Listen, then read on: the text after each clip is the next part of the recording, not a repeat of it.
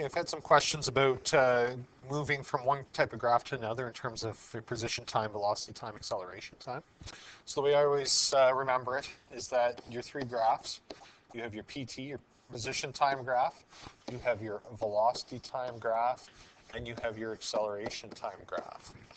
If you want to move to the right, if you want to go from a PT to a VT, or a VT to an AT, then you are finding slope. So we want to find the slope and the values of slope to move from one to the other.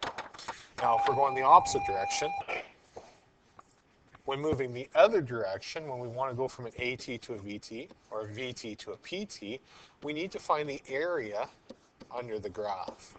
So those are the two we need to understand or need to know. You need to know how to find slope and how to find your area, and then add those together. So I've got two examples for each.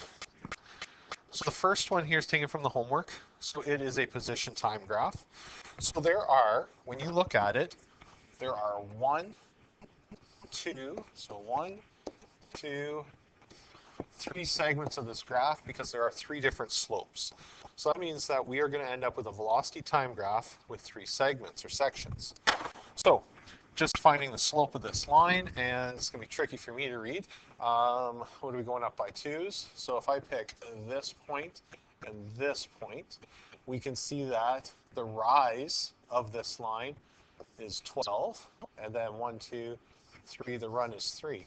So the slope for segment 1, and remember it's rise over run, going way back to grade 9. So it would be 12 over 3.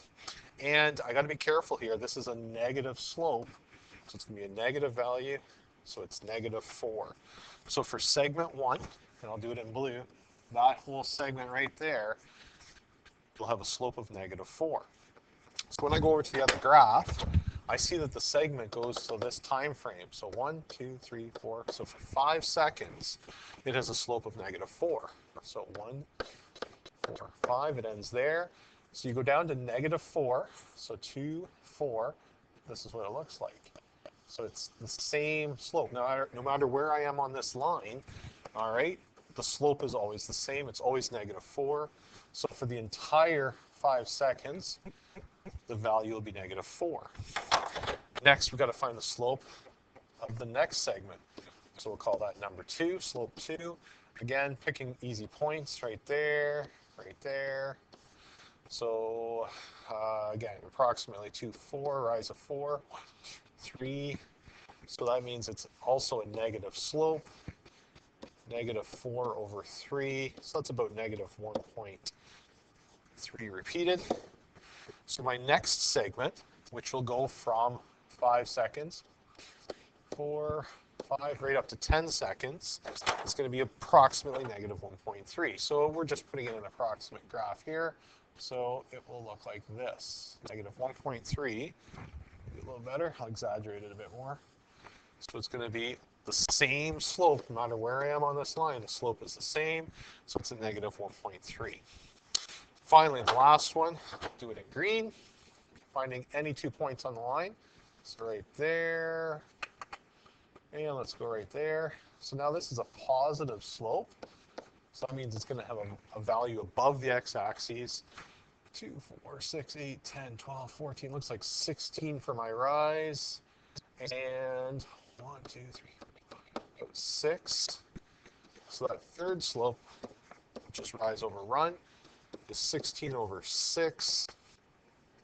So 16 over 6, that's what, 2. That gives me 12.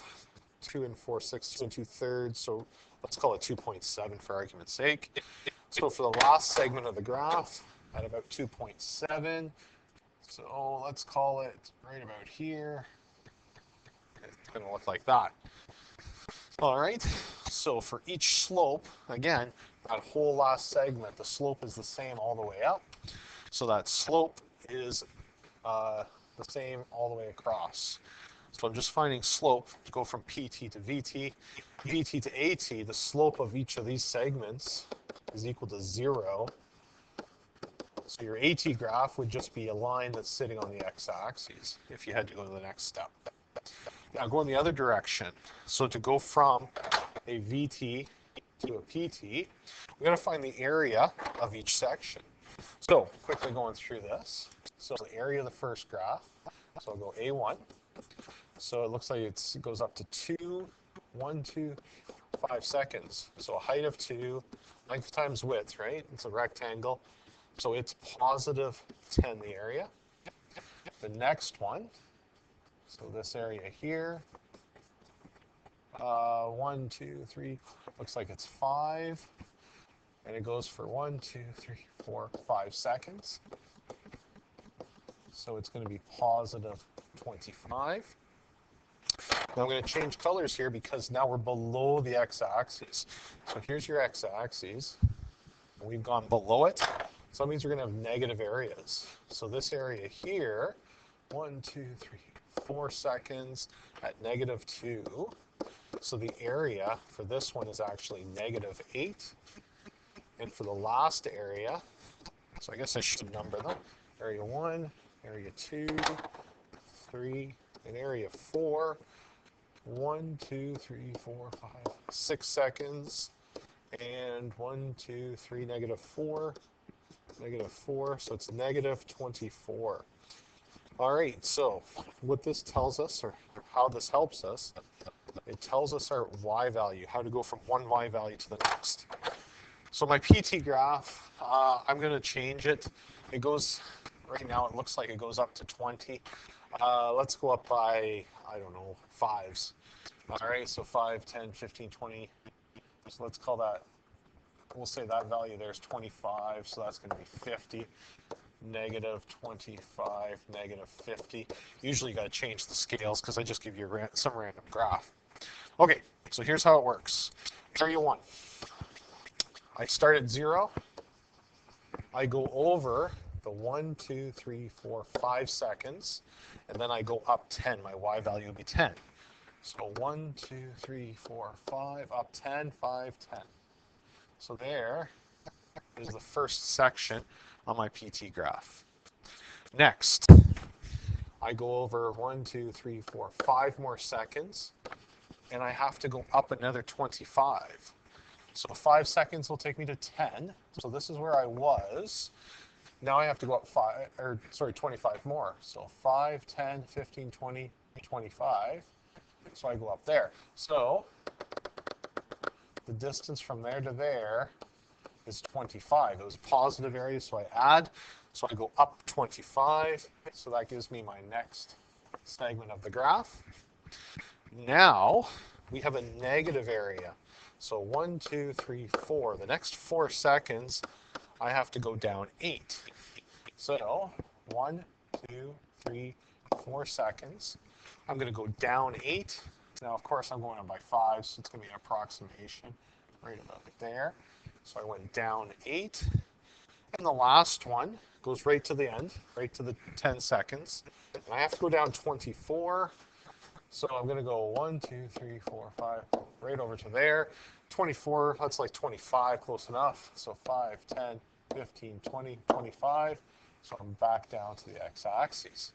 So there is your segments, and we're just adding y values. Segment 1, 2, they were positive areas. So you just keep adding to your y values. Segment 3 was a negative area, so that's why we went down. Segment 4 is also a negative area, and that's why we went down as well. So there is your resulting PT graph. Hopefully that gives you a quick refresher or a better understanding of what to do for these graphs. If you have any specific questions, you got to let me know so I can specifically help you out rather than spending time on stuff you do know. Good luck. Let me know how it goes.